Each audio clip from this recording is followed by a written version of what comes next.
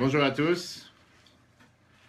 Maintenant que nous avons terminé le premier chapitre, nous avons appris que nous avons deux neshamot, deux âmes, l'âme divine et on va dire l'âme qui est considérée l'âme animale, matérielle, spirituelle. Aujourd'hui, on va apprendre ensemble, on va approfondir sur quelle est cette deuxième âme, qu'est-ce qu'elle représente et qu'est-ce qu'elle fait. Le fait de comprendre qui nous sommes, automatiquement, ça va nous aider à comprendre qu'est-ce que nous faisons sur Terre. Pas seulement qu'est-ce que nous faisons sur Terre, mais surtout quelle est la particularité d'être juif. Qu'est-ce que ça veut dire être juif? Qu'est-ce que ça veut dire je suis juif? Et qu'est-ce que ça veut dire l'identité juive, tout court? L'identité, bien sûr, tu vas dire quelqu'un qui est juif, c'est quelqu'un qui dit que je suis né d'une mère juive, ou bien quelqu'un qui s'est converti comme la halakha, automatiquement il est devenu juif. Peut-être. C'est pas peut-être, c'est que c'est comme ça. Mais c'est bien beaucoup plus profond que ça quand tu dis je suis juif. Qu'est-ce que ça veut dire j'ai une neshama? C'est ce qu'on va essayer de comprendre aujourd'hui. D'accord? Jusqu'à présent, on a vu le fait que chacun de nous, il a deux âmes. L'âme divine, nefesh habamit, l'âme animale et l'âme divine. Là, l'Admor Azaken, il s'arrête tout d'un coup, il commence à parler essentiellement de la nefesh elokit, qui est aussi considérée comme la neshama. Qu'est-ce que ça veut dire la neshama là? Qu'est-ce que je gagne? Qu'est-ce qui m'importe le fait d'être juif? C'est-à-dire que je suis juif. À part le fait que j'ai un Chaï, j'ai un Magen David et que je soutiens Israël et que tout ce qu'on veut, ça c'est très bien, ça c'est très beau. Mais concrètement, qu'est-ce que ça m'implique? Et est-ce que forcément ça me demande, ça m'oblige à faire quelque chose d'officiel ou sans rien faire, je suis juif? Et c'est ça que l'Admor Azaken va nous expliquer en long et en large dans ce deuxième chapitre qui est très passionnant. Parce que là on va comprendre quel est le rôle de ce qu'on appelle le cœur juif, la pensée juive, l'âme, être juif tout court. Commençons avec la fameuse histoire qui est racontée au nom du Rabbi. Est-ce que c'est vrai ou pas? Je ne sais pas, mais en tout cas c'est une histoire qui est racontée et qui est répétée. Dans de l'heure de dimanche, le Rabbi recevait des milliers de personnes, les gens y passaient sans arrêt, c'était des heures debout. Le Rabbi était debout depuis des fois 11h du matin jusqu'à 6h d'après-midi parfois, c'était des heures, des milliers de personnes qui défilaient, répondaient à des gens qui venaient du monde entier où j'ai eu la chance de passer des dizaines, si ce n'est pas des centaines de fois. Il y a une fois une femme âgée qui passe et qui attendait sur la queue depuis 1h, 2h, 3h, déjà fatiguée avec son âge. Elle est debout, il n'y a pas où s'asseoir ni quoi que ce soit. Et elle commence à sentir la fatigue. Finalement, elle arrive devant le Rabbi et là, à son grand étonnement, le Rabbi il est tout réveillé, frais, comme s'il vient de commencer la journée à l'âge de 90 ans. Et elle se dit, mais c'est pas possible que quelqu'un qui est si âgé, quelqu'un qui est à un âge si avancé, peut être si, comme si rien de grave, ni fatigué, ni assis. Elle a pu se retenir et lui a demandé la question, pourquoi est-ce que vous n'êtes pas fatigué? Et que la fameuse réponse que la Rabbi a donnée, c'est qu'en compte des diamants, on ne se fatigue jamais. Ok, ça c'est une histoire qui est racontée. Alors qu'est-ce que ça veut dire si on analyse compter des diamants? Alors personnellement, j'ai jamais eu l'occasion de compter des diamants. Et je ne peux pas te dire qu'est-ce que ça veut dire quand tu comptes des diamants. Si tu vas compter des diamants pendant 1h, 2h, 3h, 4h, 5h, est-ce que tu vas te fatiguer ou pas? Et c'est pour ça que l'Admor Azaken il vient ici et il te parle de ce qu'on appelle cette identité juive. On nous dit que chaque juif est considéré un diamant. Qu'est-ce que ça veut dire un diamant? Bien sûr, on sait très bien qu'être juif, c'est quelque chose d'important. Je suis juif. Est-ce que ça veut dire parce que je suis né d'une mère juive, j'ai l'obligation de faire la Torah et les mitzvot? Ou bien c'est beaucoup plus profond que ça. On parle ici d'une question identitaire. On n'est pas en mode élection. Mais qu'est-ce que ça veut dire l'identité? Le fait que je suis juif, qu'est-ce que ça veut dire? Qu'est-ce que cela m'implique? Je suis juif et alors? Pour ça, je dois faire telle chose, je ne dois pas faire telle chose. Qu'est-ce que ça m'implique? C'est ça qu'on verra dans les prochains cours, dans tout le deuxième chapitre. Parce que maintenant qu'on a appris, on a commencé à découvrir quelle est la nefesh habamit, quelle est l'âme tout court avec quoi on vit. Là, on va voir cette identité, question d'identité. Et pour ça, 3 points importants. Premièrement, de quoi est-elle faite l'âme divine? C'est du carbone, c'est de l'acier, c'est, je sais pas, du métal. Ça vient de où? Deuxièmement, est-ce qu'il y a des différences dans le peuple juif même? Est-ce qu'il y a ce qu'on appelle des neshamas différentes, des âmes différentes? Troisièmement, par rapport à un corps, est-ce que dans le corps, on a des membres différents? Ou bien tu vas dire que tous les membres, le fait qu'ils sont rattachés au même corps, automatiquement, on a exactement tous la même valeur et la même importance. On n'est pas en train ici de parler de valeur spirituelle, si un juif est plus important que l'autre, c'est pas de ça qu'on parle. On parle de point de départ. L'âme, est-ce que tous les âmes, toutes les neshamot sont les mêmes? Ou depuis le départ, il y a des neshamot différents?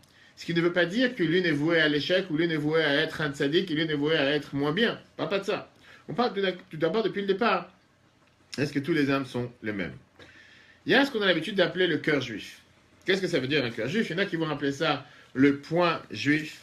Il y en a qui vont appeler ça l'étincelle juif, l'étincelle divine. Qui veut dire, comme on va voir comment le Tanya l'explique. Ce qui est sûr, c'est que chacun d'entre nous, à l'intérieur de nous-mêmes, nous avons à un point ou un autre, à un certain moment de notre vie, ressenti, peu importe à cause de quoi, malheureusement, encore une fois, ce dimanche, avec les attaques en Israël, tout d'un coup, il y a ceux qui, dans la vie quotidienne, ne se sentent pas juifs. Et tout d'un coup, ils ont ce sentiment qui se réveille, que ça leur fait de la peine, pardon, que ça leur touche. Ou bien des fois, quand c'est une bonne nouvelle, tout le monde se réjouit avec la réussite qu'on entend de tel événement, de tel événement. Et à ce moment-là, chacun se réveille avec vouloir faire quelque chose de positif. Faire une mitzvah, faire une prière, mettre la tzaka, mettre les tefilines. Quelque chose que dans la vie courante, on va dire c'est en veille. C'est endormi. C'est en mode, je vais pas dire en mode wifi ou en mode déconnecté, c'est en mode sommeil. Et dès que tu tapes sur la table, l'ordinateur il se déclenche. Dès qu'il y a un événement particulier, tout d'un coup, cette neshama, ce point juif qui existait tout le temps, mais qui n'était pas dévoilé, tout d'un coup il devient dévoilé.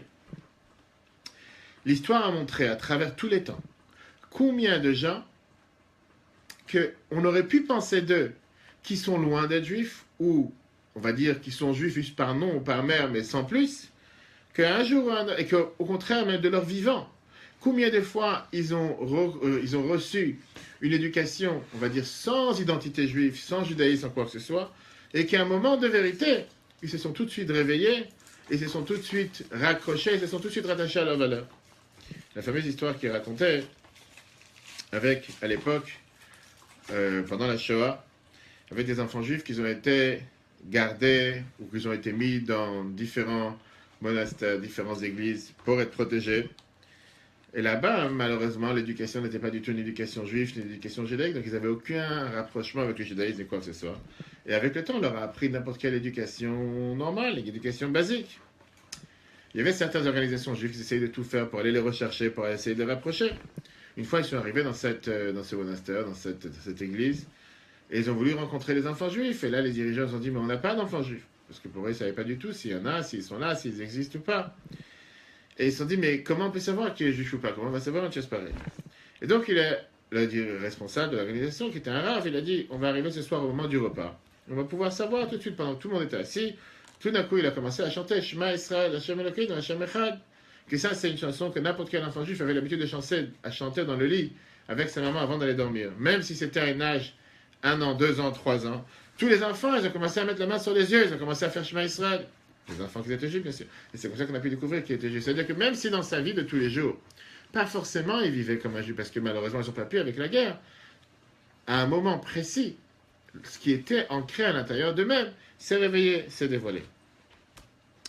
Combien de fois on a eu des juifs qui ont eu cette histoire avec des pogroms, avec ce qu'on appelle un Messirut Nefesh, un don de soi total, qu'ils ont été tués pour être juifs, et que dans leur vie de tous les jours, ce n'étaient pas forcément des juifs qui étaient pratiqués, mais dans aucun cas ils voulaient renier au fait qu'ils sont juifs, que je suis né du mère juif, que je suis juif, et que pour rien je suis prêt à renier qui je suis ou ma religion ou quoi que ce soit. Le fameux dernier qu'on a eu malheureusement dans le monde, très connu, Daniel Pearl, qui est un des plus grands journalistes américains, qui a été égorgé, qui a été tué par les terroristes en Afghanistan, que la dernière phrase qu'il a dit, je suis juif, ma mère est juive, mon père est juif, etc., etc. On sait très bien que Ed Karch, le maire de New York, l'ancien maire de New York, sur sa tombe, la seule chose qui est écrite, c'est un des versets de la Torah, alors que c'était le maire, pardon, le maire de New York, il aurait pu écrire tellement d'autres choses, je suis juif, etc., etc.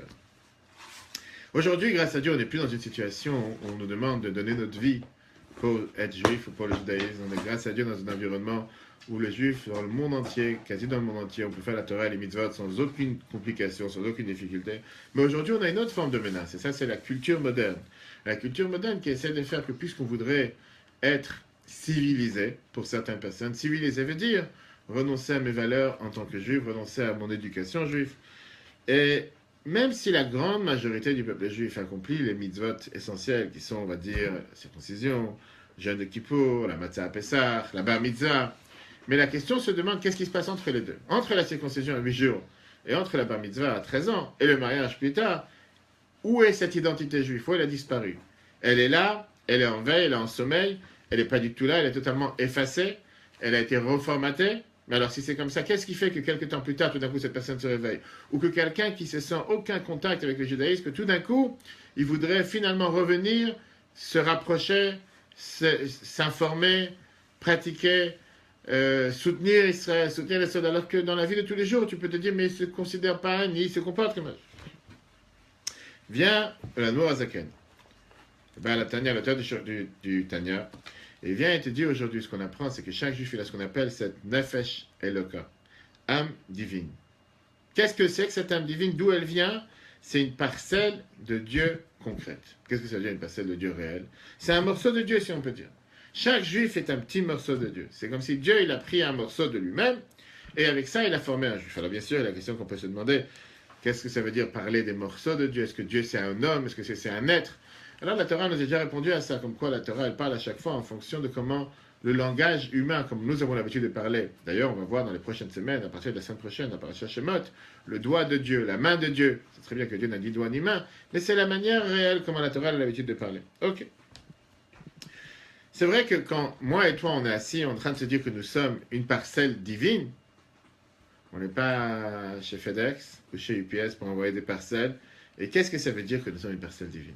D'abord, est-ce que c'est pas grandiose? Est-ce que pour qui on se prend pour dire qu'on est une parcelle divine? Numéro 1. Et numéro 2, où c'est écrit une chose pareille, que l'Admor Azaken, le Baal Atané, vient et te donne une telle nouvelle. Sache que tu es une parcelle divine. Ça ne veut pas forcément dire grand-chose. Vient le Admor Azaken et il te dit, sache que c'est pas une nouveauté à moi. C'est écrit dans la Torah. La Torah, elle te dit la fameuse phrase, Banim atem lachem elokechem. Nous sommes des enfants de Dieu. Si nous sommes des enfants, c'est pas juste pour le bon sentiment que je suis votre père, mais le sens simple, c'est clairement, nous sommes des enfants de Dieu. Et la question qui se demande, quel est le rapport qu'il y a entre un parent et un enfant? Qu'est-ce qui fait en sorte qu'un parent veut ou il aime son enfant? Tu as beaucoup de réponses. Il y en a qui vont dire parce que l'enfant, il est trop mignon. Alors, tu vas jamais voir un parent qui va dire sur son enfant, il est moche. Il nous donne beaucoup de plaisir. On a beaucoup investi dans lui. Et tu as tellement et tellement et tellement de raisons pourquoi tu pourrais justifier l'amour d'un parent envers un enfant. Il vient l'Admor Azaken. Et il t'explique comme quoi la vraie raison, c'est parce qu'un enfant, c'est une partie des parents. Il vient des parents. Toutes les autres choses qu'un autre a, qu'un homme ou une femme ont, sont extérieures à lui-même. Ce ne sont pas quelque chose qui vient de lui-même. Tes biens, ton argent, ta voiture, ton bureau, ce n'est pas une partie de toi-même. C'est extérieur à toi-même. Même toutes les choses que tu as créées, toutes les choses que tu as formées, toutes les choses que tu as construites, ce sont seulement les actions de ta main. Mais ce n'est pas la personne lui-même, ce n'est pas une partie de lui-même. Alors que quand tu parles d'un enfant, un enfant, c'est vraiment un morceau de ses parents. C'est de la chair de leur chair. Et c'est pour ça que l'amour des enfants, c'est un amour qui est un amour totalement différent que n'importe quel autre amour qu'il peut y avoir sur Terre. Et elle n'est pas conditionnée dans d'aucune condition. J'aime mes enfants parce que j'aime moi-même, parce qu'ils sont une partie de moi-même. Ce n'est pas une partie qui est externe, qui est extérieure à moi-même. Quand Dieu ne se lance pas avec des mots. Quand Dieu dans la Torah te dit, vous êtes les enfants de Dieu. Banim atem Hashem Elokechem. Dieu vient et te dit, vous êtes exactement, clairement, une partie de moi-même. Et c'est avec ça que j'ai créé la neshama du peuple juif. Et comme l'Admor Azaken il explique dans le langage kabbalistique, de la même manière qu'un enfant vient grâce à cette union qu'il y a eu entre les parents, et plus particulièrement grâce à cette semence qui a été mise ensemble entre le père et la mère, qui a fait que de ça est découlé tel et tel enfant, de la même manière, la neshama vient de ce qu'on appelle la sagesse de Dieu. La chorma de Dieu, de là découle l'âme du juif, et de là découle la neshama qui est à l'intérieur de chacun d'entre nous. Ok. Comment a été créée cette neshama? Comment elle est venue cette âme? Et comment finalement elle a été injectée à l'intérieur de chacun de nous? Est-ce que c'était avec une solution buvable, une solution intraveineuse? Est-ce que c'était avec de l'air? Est-ce que c'était avec du vent? Est-ce que c'était avec l'atmosphère, un microbe? D'où ça vient? Encore une fois, c'est ce qu'on dit dans les brachas, dans les bénédictions qu'on dit tous les matins. Tous les matins dans la prière. Qu'est-ce qu'on dit dans la prière? La première phrase que tu dis après Modani, etc. On dit Elokai, Neshama, Shenata Tabit, Ata, tu l'as créé, Ata Nafar Tabit, tu l'as insufflé dans le mot. Insufflé. Qu'est-ce que ça veut dire insufflé? Pourquoi on doit prendre un mot que jusqu'à présent on ne l'a pas entendu?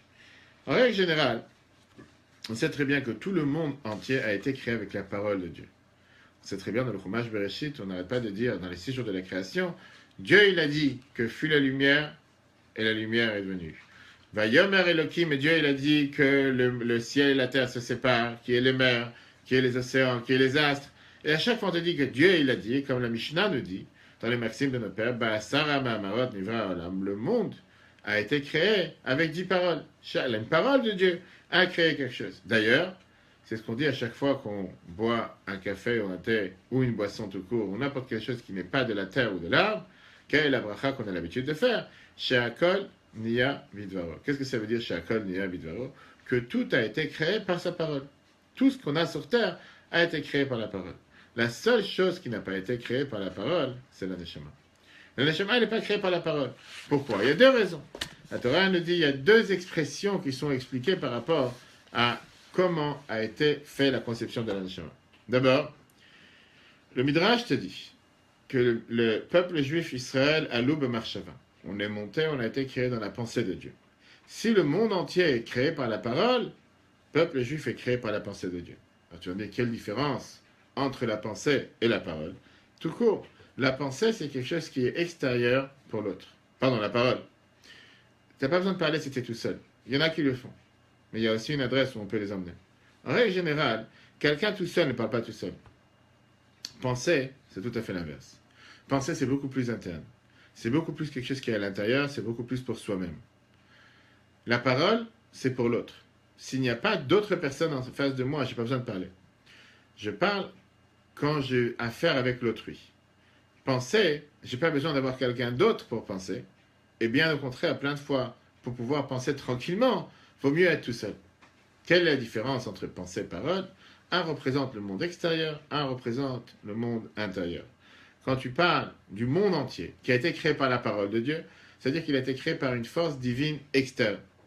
Quand tu parles de l'âme, la neshama qui a été créée de la pensée de Dieu, c'est une force divine interne. Déjà, c'est une grande différence entre les deux. Bien sûr que tout ce qui est sur terre a été créé par la parole de Dieu. Mais là, la première différence entre le reste du monde, tout ce qui a été créé sur terre, et la neshama. Ça, c'est la première différence. Deuxième différence, quelle est la différence entre parole et souffler? Combien de souffle tu as besoin pour parler et combien de force tu as besoin pour souffler? Quelqu'un peut parler pendant 1 heure, 2 heures, 3 heures sans s'arrêter.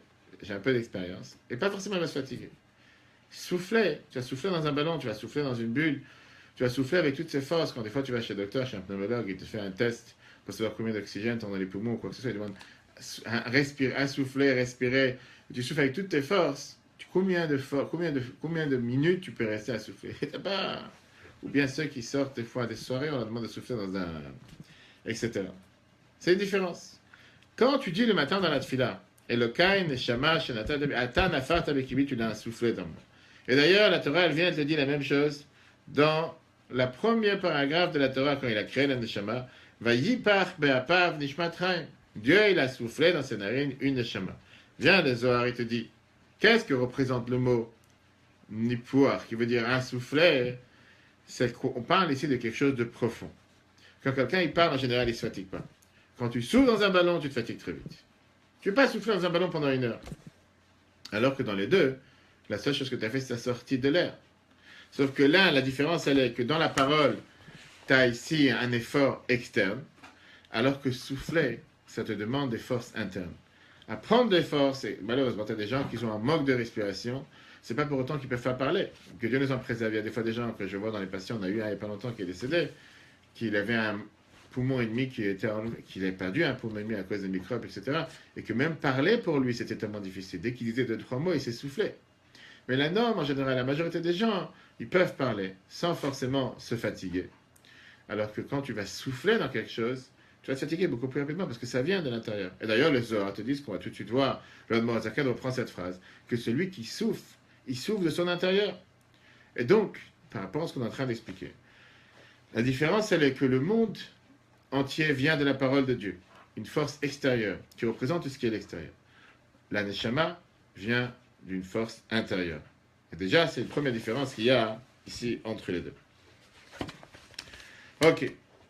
Prochain paragraphe, on va voir qui est le début du 2e chapitre. On voit ici comment la Noazakani met la base pour te dire que d'abord, une Neshama, une âme divine, c'est quoi? C'est une parcelle de Dieu intègre. Parcelle de Dieu direct.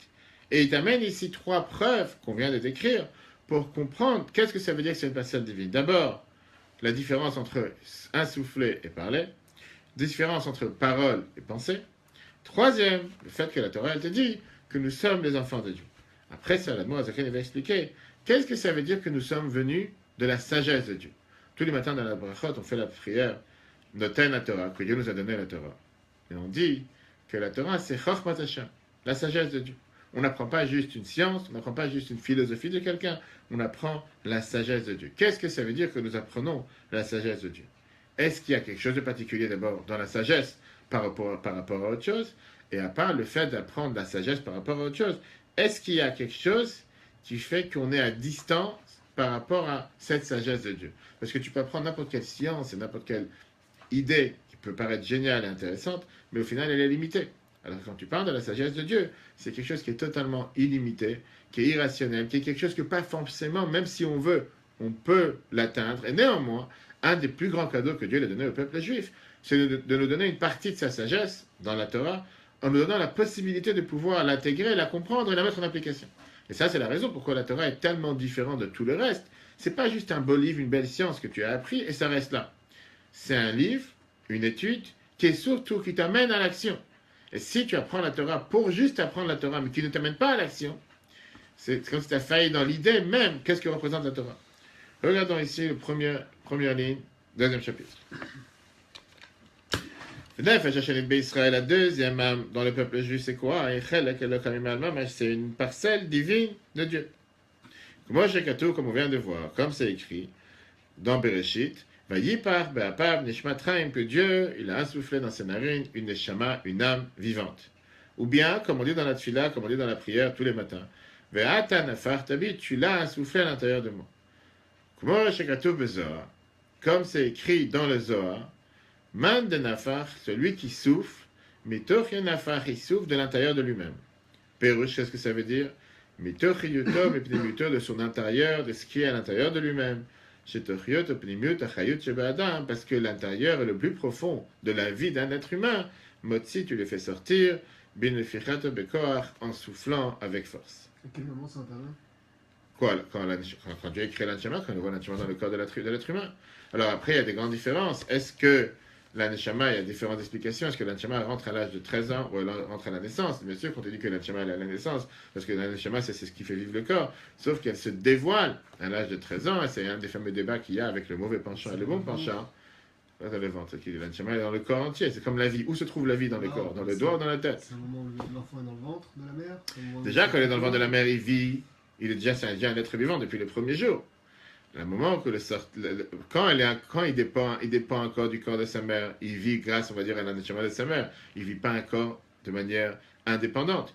À l'instant précis où il sort du ventre de sa mère, et c'est ce que la Torah nous dit, la beauté, comment Dieu il a créé les choses sur terre, qu'à la seconde précise où l'enfant il sort du ventre de la mère, on dit à ce moment-là, tous les vaisseaux par lesquels, et les canaux par lesquels il vivait grâce à sa mère se ferment, et ses propres vaisseaux, qui sont les poumons, tout ça commence à s'ouvrir à l'instantané pour qu'il commence à se développer lui-même et commence à vivre lui-même. Et c'est là, malheureusement, on voit des fois des gens, des enfants, ont manqué d'oxygène pendant 2 secondes, 3 secondes, 5 secondes, au moment où il y a eu ce passage entre un monde, le monde dans cette baignoire chaude qui a duré pendant 9 mois, ou 7 mois, 8 mois, et le monde où tout d'un coup, il sort dans le vrai monde.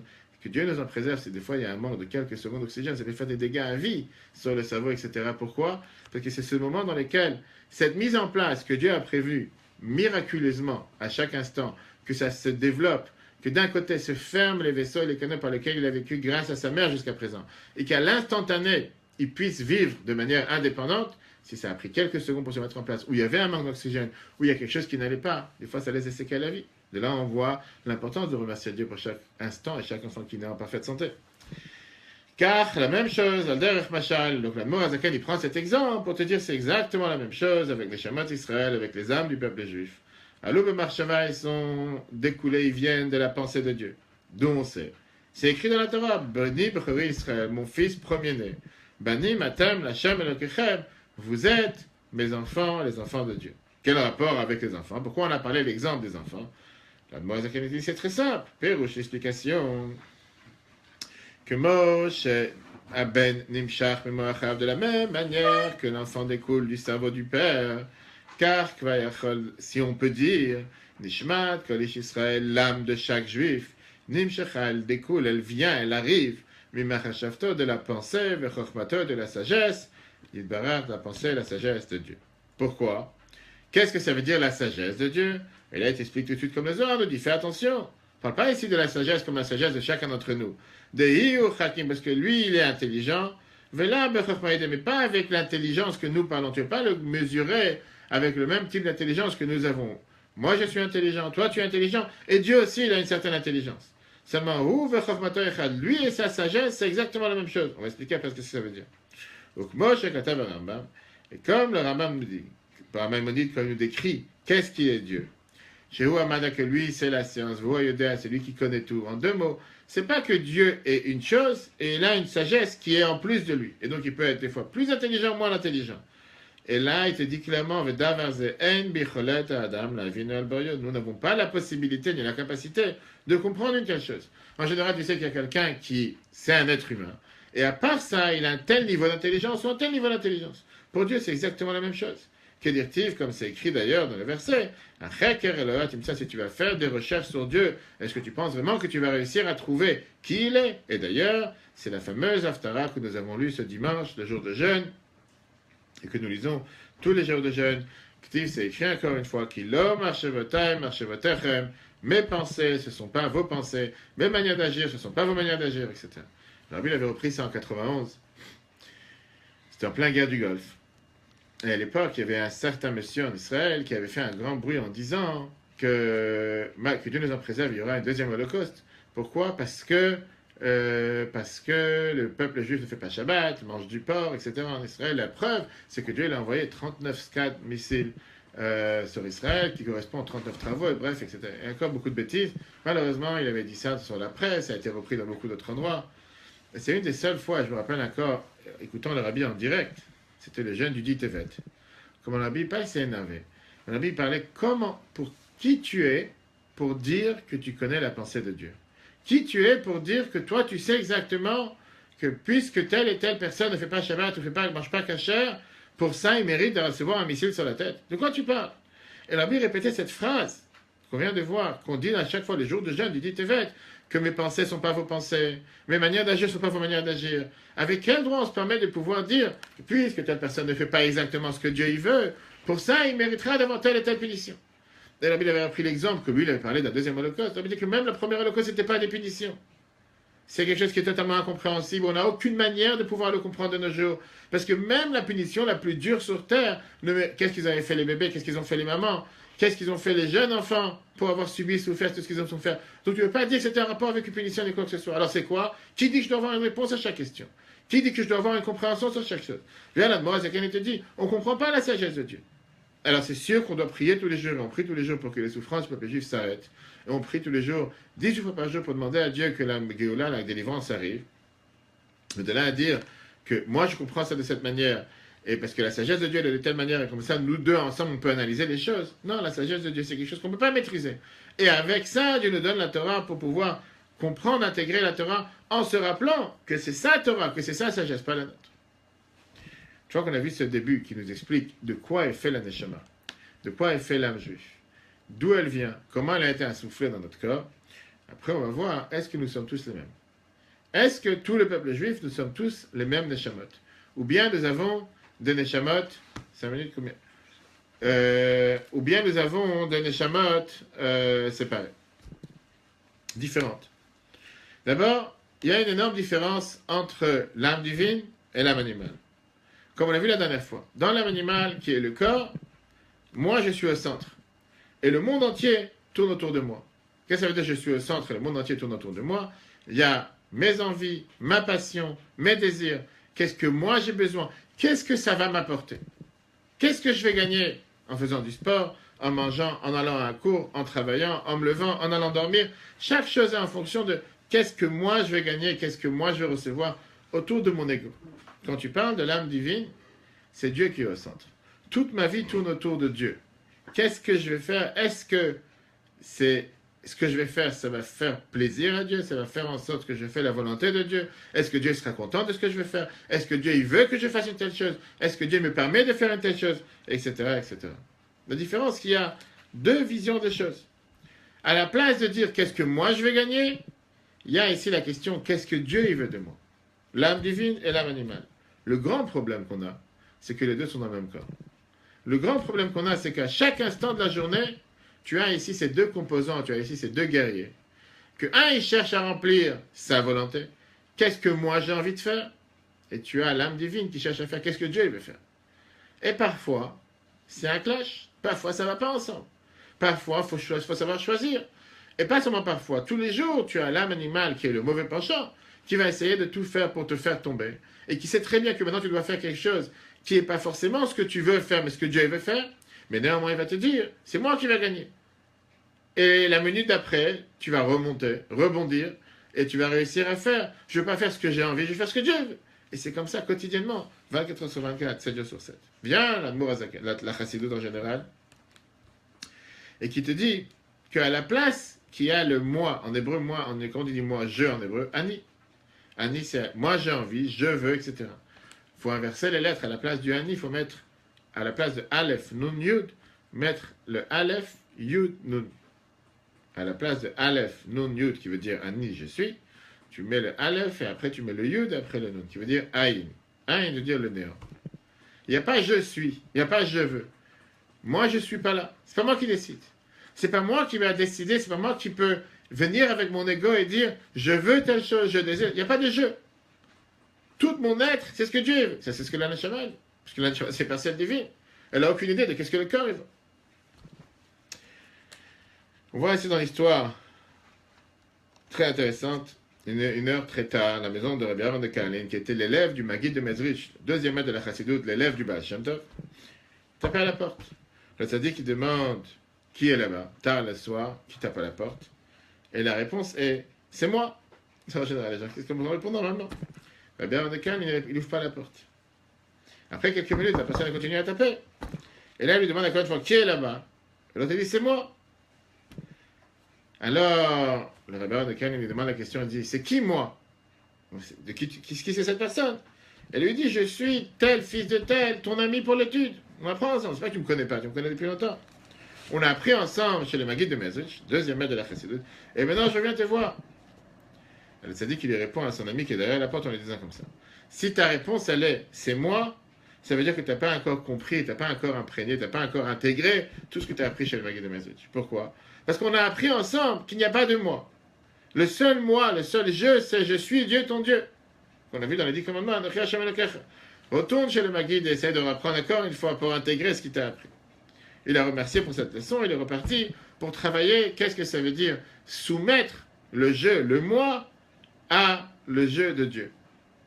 Et c'est pas quelque chose qui est facile à faire, c'est quelque chose qui est difficile à faire. On va voir après comment on a les clés pour pouvoir le faire, parce que Dieu il attend de nous de pouvoir le faire. On a vu ça au début du premier chapitre, que Dieu il fait jurer chacun d'entre nous quand on arrive sur terre, et il nous donne la force de pouvoir être un tzaddik, et pas le contraire. Sauf qu'encore une fois, on est dans un monde matériel, et parfois on risque de tomber, parfois on risque de ne pas pouvoir assumer nos responsabilités. Même l'humain tout court, sans rapport avec juif, non-juif, combien de fois il a beaucoup plus de difficultés à se comporter comme un humain, et il préfère se comporter comme un non-humain, voire un animal. Prochaine fois, on verra les différents détails. Alors, si c'est comme ça, toutes les neshamot sont les mêmes? Est-ce que toutes les âmes du peuple juif sont les mêmes? Il n'y a pas de différence d'âme, il n'y a pas des âmes, on va dire, qui sont de la naissance des âmes particulières, il n'y a pas des âmes qui... Et la réponse, elle est très simple. Si on arrive tous du même Dieu, on est tous des parcelles divines, on devrait tous avoir les mêmes qualités, on devrait tous avoir les mêmes niveaux spirituels, on devrait tous avoir les mêmes facilités, alors que dans la réalité, on voit que c'est totalement différent. Et la réponse, reprenons l'exemple du corps et de l'enfant, comme il a commencé, l'Admor Azaken a expliqué. C'est la même manière que le corps, il vient du même père et de la même mère, qui au départ, c'est une seule chose, qui a aucune distinction, et que c'est rien de rien. On peut penser que c'est une seule entité, sans aucune division. Plus le corps il se développe dans le corps de sa mère, dans le ventre de sa mère, plus tu commences à voir qu'il y a des différences. Là, tu commences à voir les pieds, là, tu commences à voir les mains, là, tu commences à voir la tête, là, tu commences à voir le cœur, et là, tu commences à voir les poumons. Et plus tu avances, jusqu'à ce que tu arrives à 248 membres, 365 vaisseaux. Et quand tu commences à analyser un peu plus, et quand tu commences à grandir, combien on te dit de millions de globules blancs, de cellules et de ça, et tu dis, mais c'est quoi cette complexité? C'est quoi ce casse-tête quand au départ, c'était une seule chose? Comment tu as pu te diviser dans tellement et tellement et tellement de vaisseaux, de muscles, d'os? Tout ça à partir de la même entité. Comment est-ce possible? Et la réponse, elle est que ça, justement, c'est ce qui forme un corps. Si malheureusement, que Dieu nous en préserve, un corps se développe et il manque certains membres, ou il manque certains vaisseaux, ou il manque certaines fonctions du corps, c'est un corps qui a quelque chose qui manque, c'est pas un corps entier. Tout en étant un seul corps, il doit avoir 248 membres et 365 vaisseaux. On va voir la prochaine fois, c'est exactement la même chose dans l'Neshama. Il y a ce qu'on appelle des Neshamot de tête, il y a des Neshamot de pied, il y a des Neshamot de ventre, il y a des Neshamot de main, il y a des Neshamot de cœur, et c'est ça qui fait la beauté du peuple juif, que tu dois avoir toutes ces Neshamot. Encore une fois. Ça ne veut pas en aucun cas dire qu'une Neshama pied doit avoir un niveau pied, parce que comme la Moïse m'a expliqué plus tard, que parfois le pied est plus important que la tête, parce que sans le pied, la tête ne peut pas bouger. De l'autre côté, la tête pourrait, si quelqu'un n'a que des pieds et il n'a pas de tête, c'est la tête qui donne les commandes aux pieds comment agir. Donc ce n'est pas ici à venir et dire qui est le plus important. Il n'y a pas de plus important, c'est un rôle différent. Tu ne peux pas dire, moi j'aurais préféré avoir 2 cœurs et pas de tête. Ou j'aurais préféré avoir 3 poumons, comme ça j'en ai un que je peux fumer, un que je peux boire et un que je peux respirer. Dieu il a créé le corps comme il est, avec tous ses composants. Chaque composant est important, et c'est exactement la même chose qu'on verra par rapport au Neshama dans le peuple juif. Chaque âme est importante, mais ça n'empêche pas le fait qu'il y a différentes âmes, différents niveaux de Neshamot, de la base, et qu'en fonction de ces différentes Neshamot, comment ils sont différentes à la base, de là on peut savoir comment nous devons agir et où nous devons mettre les plus grands efforts dans la vie de tous les jours. Bonne journée à tous et à la semaine prochaine.